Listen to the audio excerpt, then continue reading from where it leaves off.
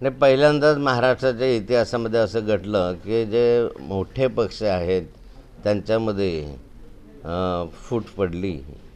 आमदारांची फूट पडणं बसतं, परंतु पक्ष जाळं तोडले जातात. म्हणजे राष्ट्रवादी 2 झाल्या, शिवसेना 2 झाल्या, चिन्ह 2 झाले दोघांचेही. आणि अशा पार्श्वभूमीवर ही निवडणूक झाली आणि राष्ट्रवादीचे कार्यकर्ते राष्ट्रवादीशी भिडले, शिवसेनेचे कार्यकर्ते शिवसेनेशी भिडले आणि या निवडणुकीमध्ये पूर्व इतिहास पाहता एकमेकांवर आरोप कसा करायचा हे त्यांच्यामध्ये लक्षात आलं की आता काही बोलायचं झालं तर मागच्या वेळेचं वक्तव्य ह्यांचं असं राहायचं.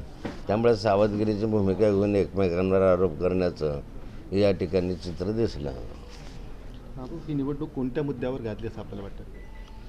आणि खरं म्हणजे महागाई, भ्रष्टाचार आहे, फोडाफोडीचं राजकारण आहे, बेकारी आहे, शेतकऱ्यांच्या आत्महत्या आहे, अशा अनेक विषय या निवडणुकीमध्ये चर्चेला आले.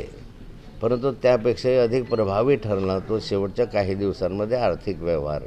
म्हणजे हे मुद्दे मागे पडले, ह्याची कोणी काही केले, लाडके बहीण वगैरे सगळे विसरून गेले आणि या आर्थिक व्यवहारावर जोर देऊन ज्यांनी ज्यांनी या ठिकाणी अधिक आर्थिक व्यवहार केला त्यांना चांगला प्रतिसाद मिळाल्याचं दिसलं.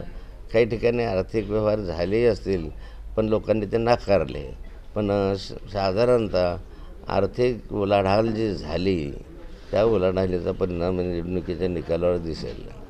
विविध संस्थांचे एक्झिट पोल आलेले आहेत. या एक्झिट पोलमध्ये महाविकास आघाडी असेल, महायुती असेल, दोघांनाही स्पष्ट बहुमत दिसत नाही आहे. त्यामुळे कुठेतरी इतर पक्षांची अपक्षांची मदत घ्यावी लागली असं वाटतं. महाविकास आघाडी किंवा महायुती दोघांनाही या ठिकाणी स्पष्ट बहुमत जर नाही आलं तर अपक्षांच्या मदतीने सरकार स्थापनेचा दावा करू शकतो. कुणाचंही सरकार आलं तरी ते स्थिर सरकार राहील याची खात्री देता येत नाही. कारण एकतर बहुमतामध्ये असलं तरच स्थिर सरकार असू शकेल, अल्पमतात असलं तर मग बार्गेनिंग पॉवर वाढते अपक्षांची वगैरे आणि त्यामुळे मग विनाकारणचे विवाद निर्माण होत असतात.